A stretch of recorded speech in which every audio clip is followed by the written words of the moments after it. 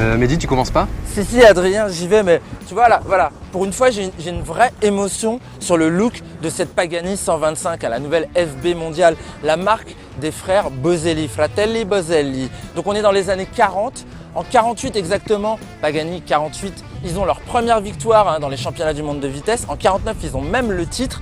Et je trouve que cette bécane, c'est vraiment une émotion. Le carénage à l'ancienne, il est somptueux. Moi, j'ai vraiment envie d'aller l'essayer. Allez, c'est parti!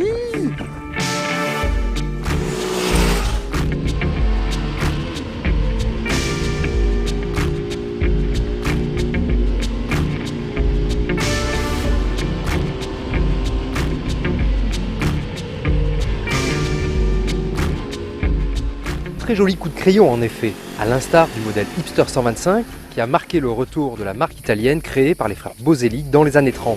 Rendant hommage à Nello Pagani, premier pilote FB mondial à remporter une course en 1948, cette sport classique de 15 chevaux vend du rêve. Mais comme la HPS, elle s'avère très accessible.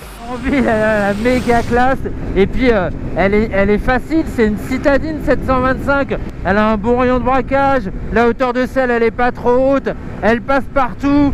S'il faut jouer du levier d'embrayage, c'est cool parce que la commande elle est souple, les rapports passent bien. J'aime bien, c'est que le point de patinage est assez direct. Du coup, pour les évolutions en ville, ça l'aide pas mal. Et puis, on apprécie sa facilité à se faufiler dans le trafic. Elle est légère, elle est agile, elle est vraiment agile.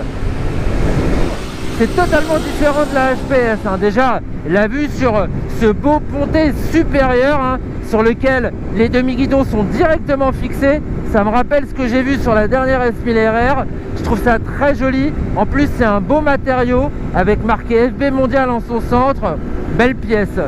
Et puis, ces demi-guidons, alors ce qui est sympa déjà, c'est que ils sont pas trop larges, ils sont bien refermés. Et puis finalement, ils sont placés à une hauteur raisonnable. C'est pas comme une sportive extrême. Et vous noterez que les repose-pieds par rapport à la HPS, ils n'ont pas changé de place. Du coup, je trouve qu'ici, leur hauteur se justifie parfaitement sur la sport classique. Bon alors moi je suis un petit peu grand. Si je me mets vraiment en bout d'assise, là, j'ai les genoux qui rentrent dans les renflements du réservoir. Mais à force de freinage, on glisse un petit peu. Et puis comme elle est compacte, la moto, on est un petit peu plus sur l'avant. Et du coup, j'avoue que je suis quand même un petit peu gêné au niveau de mes grandes jambes.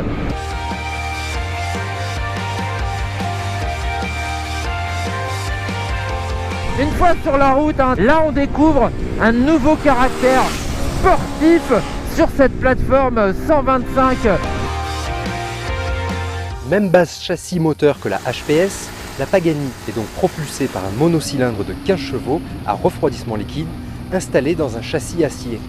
Ce moteur d'origine italienne prend une autre dimension aujourd'hui sur les petites routes de montagne car la sport classique n'a pas que sa position de conduite pour se différencier de sa sœur de gamme. Et ça, le changement de comportement par rapport à la HPS, il provient bien évidemment des trains roulants totalement différents ici. Déjà, la roue avant elle est en 17 pouces et deuxièmement, on n'a pas du tout les montes mixtes à gros crampons là, qui donnent une impression de pneu ballon. Là, on a du pneu routier, pas trop large, ce qui fait qu'on a une machine mais qui est vraiment super sympa à faire virevolter là, que ce soit dans les grandes courbes, mais surtout dans les petits enchaînements. Là, c'est un sacré kiff. Ouais, suspension, je trouve pas ça ferme. Ça manque peut-être un petit peu de débattement pour avoir un confort optimal, d'autant plus que la selle, elle est un petit peu dure quand même, on va pas se mentir. Après, moi j'aime bien ce genre de suspension parce que c'est synonyme d'une très bonne conduite sur route. On a de la tenue. On n'a pas une saucisse, une merguez, vraiment on a de la stabilité. Pour moi la limite finalement en mode arsouille, c'est les pneumatiques CST. Côté moteur, c'est du connu. Moi ce que j'aime bien, c'est qu'il a quand même de l'allonge. C'est dans les tours qu'on va aller s'amuser. Contrairement au monocylindre des SWM. Je ne sais pas si vous avez vu mon essai de la Ace of Spades, mais c'est vraiment l'opposé. Pourtant c'est 2,15 chevaux, mais c'est l'opposé. Donc sous 4000, allez même pas y faire un tour. Ensuite on a une montée qui est assez linéaire de 4 à 6, 7 et là de 8 jusqu'au rupteur à 11. Il est cool ce moteur avec vraiment de l'allonge, une bonne Vmax sur les voies rapides autour de 120 km/h.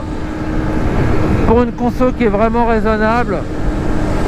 Bon alors par contre, hein, ce moteur, il chauffe ici, et je trouve qu'il chauffe plus que sur la HPS, parce qu'on a un carénage qui est assez enveloppant, et du coup, l'air vicié ne peut s'échapper que vers les ouvertures qui sont dirigées vers mes jambes.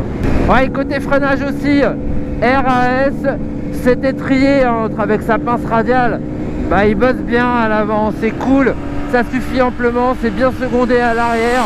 Moi je manque un petit peu de feeling sur l'arrière, mais c'est parce que je suis la grenouille sur un briquet ou le crapaud sur la boîte d'allumettes, je sais plus comment vous dites. Elle raconte une belle histoire cette meule.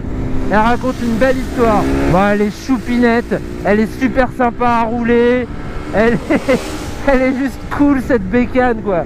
Et en plus, elle est pas méga chère, je trouve, alors qu'elle est ultra originale hein, sur le segment 125.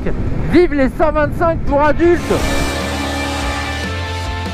Cette Pagani 125 est vendue 400 € de plus que la HPS 125, soit 4 595 €, un prix placé face aux autres sportifs du segment permis B, marché dominé par la Yamaha YZF R125, vendue 5 299 €. Toutefois, avec son style d'antan, la Pagani ne connaît pas vraiment de rival, à l'instar de la 300 qui arrive très prochainement.